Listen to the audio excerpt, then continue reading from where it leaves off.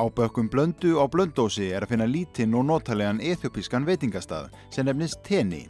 Hér boðið upp á allt frá íslenskum heimilismat yfir í framandi rétti frá Eþíópíu sem borðaðir eru með höndunum. Hér má vel loka augunum og láta hugan reika í ferðalag yfir í aðra heimsálfu. Já, eða bara fá sér kaffi og köku og njóta þess að vera á Blönduósi. En hvernig kemur það til að eþíópískur veitingastaður opnar hér? Þetta var svo sem til í Reykjavík. Við byrjuðum þar. En svo fluttum við norður og við erum með rekstur líka á Skagaströnd. En svo bara ákveðum að pröfa þetta og endurvekja Teni. Við vorum búin að taka okkur smá pásu.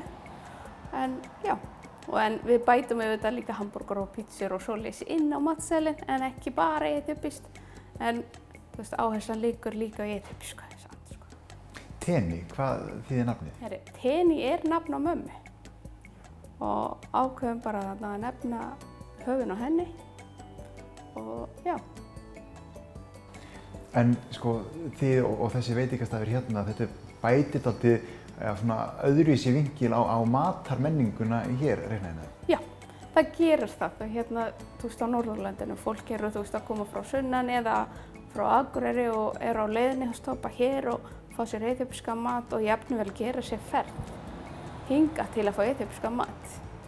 Segðu okkur aðeins meira frá eþíópískum mat. Hvernig er matamenningin? Matamenningin í Eþíópíu er svolítið mikill og stór og það er, þú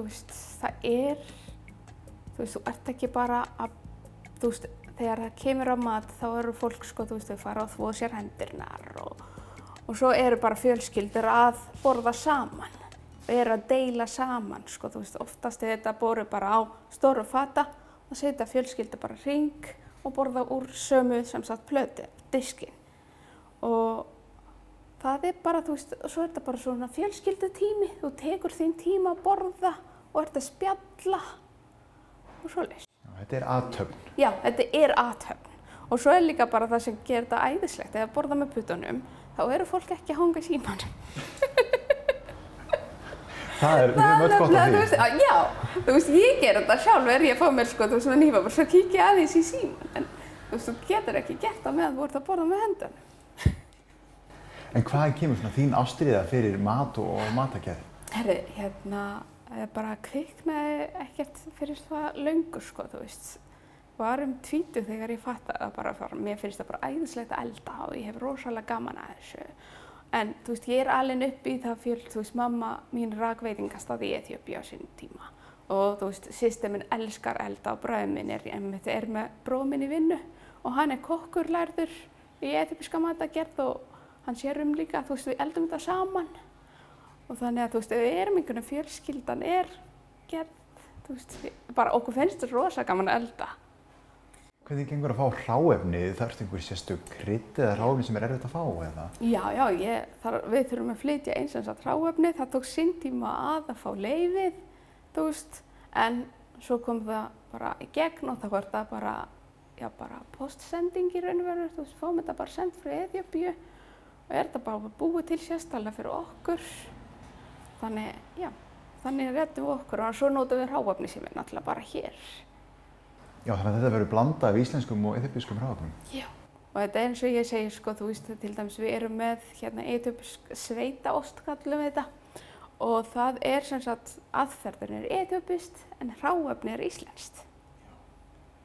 Og hvernig virkar þetta saman? Þetta bara, þetta tók sinn tíma að þora að blanda líka þessu tveimur, en við erum að koma inn á matseðilinn svona íslenska og eþíópískt blandi saman. Svo nokkur fiskirétti, þá setjum við eþíópískt krydd í þetta og erum svona leyfa okkur að leika með og þetta kemur bara rosalega vel út. Og ég er bara að vona að við förum aðeins að stækka í það og þróa þetta meira. Já, er mikið að gera okkur hérna eins og í hádeginu og kvöldinu? Já, hádegi er þannig við erum með heimilismat í hádeginu, bara íslenskan, og það er bara hádegishlaðborð og það er alveg fínt að gera í því. Það eru fólk að droppa inn og svo bara vinnumenni sem eru að vinna hérna í kring og koma og borða og svo er droppinni líka að aukast sem betur fyrr. Það er búin að vera svolítið rólegt en við finnum alveg Íslendingarnir farin að ferðast.